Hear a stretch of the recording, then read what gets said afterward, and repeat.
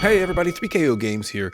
Welcome back to the channel. We've got the Shadows of the Deep event back with us, and that brings with it this brand new hero, Hysteria, in the Shadow Summon. Let's jump in and take a look. There she is, looking fancy. Very fancy dress, holding a random eyeball spaghetti brain squid thing. Striking like a Heisman Trophy pose there. Pretty awesome. There she is, up close, 5-star blue druid. Cultist family gets a bonus in defense and health stats. So, while 1188 team power seems to be right on par with the latest heroes, really, defense and health are 20% stronger at least.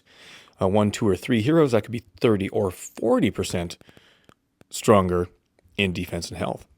So that's pretty good. This one does not get the passive. Some of these heroes get a passive that reduces their damage when they have insanity, which is pretty nice, but not happening with her. As we look at her special skill, you'll see that that's a missed opportunity. It would be actually pretty nice. But anyway, turn that max power preview on. If you double limit break her, she gets a damage reduction ether talent for the first 6 turns. Damage is reduced by 10%. That's a little bit anyway. So you look at her skills, or you look at her stats, and it's 1159 team power, or 1159 attack, 1219 defense, 2259 health. Leans more into defense and health, and that's good for her special skill, which we'll look at in just a second. The max power preview stats are, of course, taking the emblem path all the way to the left, so probably misses an opportunity to take more defense and health, because we do not need a bonus attack stat for her at all. Eye of Yogg-Sir is her special skill at average speed. The caster gets taunt that prevents enemies from using special skills on the caster's allies for 4 turns. For the next 4 turns, the caster inflicts 10 insanity on all enemies each time the caster is hit. The effect is triggered when the enemy deals damage through special skills. Tiles and normal attacks are limited to once per turn. And this inflicts insanity on the caster. What do we... No, this is just insanity info. Yeah, we don't need to read all of that. Okay, that's a lot of ink. So what do I think? Okay, I have 2 insanity heroes, and they're both the type that just hit and then give insanity. So it's sort of predictable. I do think it's interesting, either Dolores or Penelope. These other heroes that have a chance to give insanity, a fairly good chance, but if somebody else fires a special skill, or an opponent dodges, and with her it's like if an opponent hits you, so it's a little bit of a risk. However, I think on attack, if you're willing to take that risk, if you're smart about the teams you take her in against, and when you fire her special skill, she could give the most insanity to the entire team that any hero does.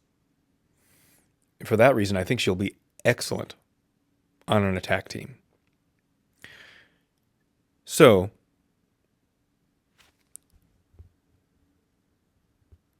four turns, the entire team is going to fire their slash attack if you take her in on offense. And that slash attack doesn't necessarily hit her because of the taunt. But a whole team is going to hit once or twice. So more than likely she's going to get hit once, maybe twice by slash attacks. So just on slash attacks alone, we're talking about 20 insanity on everybody, which is, double what she puts on herself. Then if you time this right, and we're going to get some hits from some opponents, 3, 4 hits from everybody, we're talking about another 30, 40 insanity. The whole team could have 50, 60 insanity on them pretty easily. What's going to stop that? Well, I mean, if you pick the wrong target, somebody who's not doing a whole lot of damage, or somebody who's doing multiple big hits, if that's the case,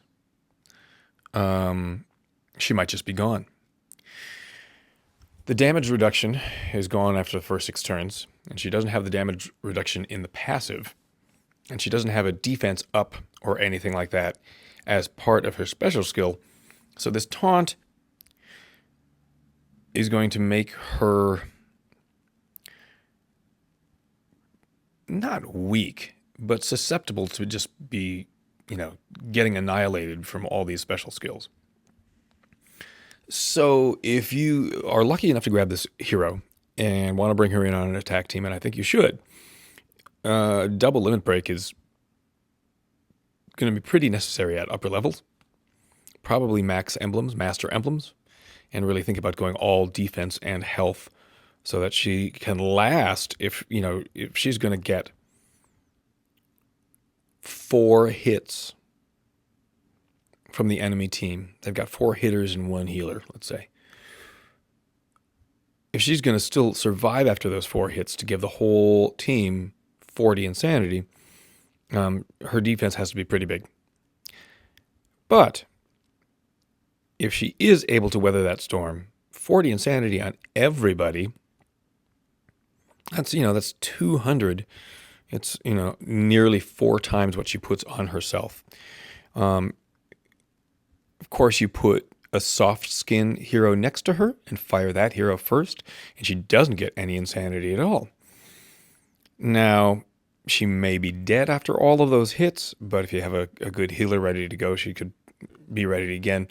But if the skill fires well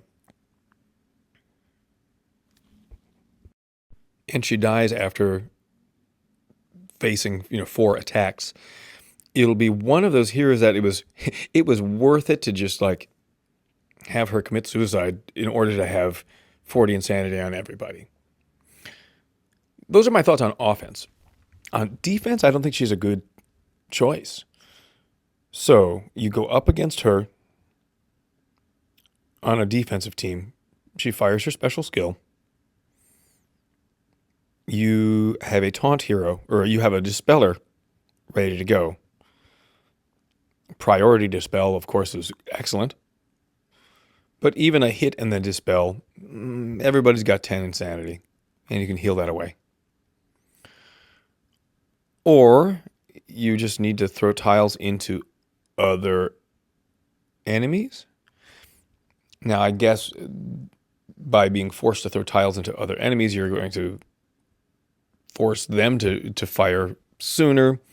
And maybe there's some tough enemies that you don't want to fire. Yeah, still not a great defensive hero. Those are my thoughts about Hysteria, everybody. Good luck if you are doing some pulls, and many congratulations if you land her or anybody else in this portal. And let me know down below if you have some luck and what you think about her. Thanks for checking out the channel today, and we'll see you next time.